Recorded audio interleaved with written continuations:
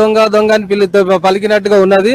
కాంగ్రెస్ చేతగాని పరిపాలన ఇది వీళ్ళకి చేతగాక ఈ 10 సంవత్సరాలు గత 10 సంవత్సరాలు కూడా కేసీఆర్ ప్రభుత్వం ఉన్నప్పుడు అదే బీజేపీ ప్రభుత్వం ఉన్నది.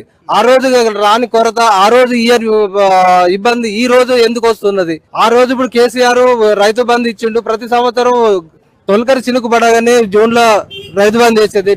వ్యవసాయానికి కొరకు అయితే డిసెంబర్ లో రైతు బంధు వేసేది. ఆ రోజు ఈ రోజు వేసిన కాడ నుంచి ఇప్పుడు ఇప్పటికి ఒకటి ఎగ్గొట్టి వెనకబడే ఉన్నది, 2 సార్లు ఎగ్గొట్టే ఉన్నది.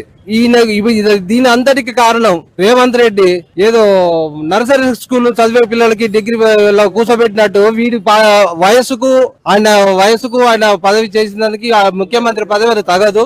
ఆయన చేతగంతనం అది కొన్నిసార్లు అసెంబ్లీలో ఉండి మంత్రి పదవి చేసేసి అనుభవం తీసుకొని అనుభవంతో చేస్తే వేరు. మిడిమిడి జ్ఞానంతో పరిపాలన నడిపిస్తుండు. ఇది ఎవరికి కాంగ్రెస్ పార్టీకి ఇష్టం లేదు. జనాలు ఏవో అనుకొని వాళ్ళు ముందు పడి ఓట్లేసి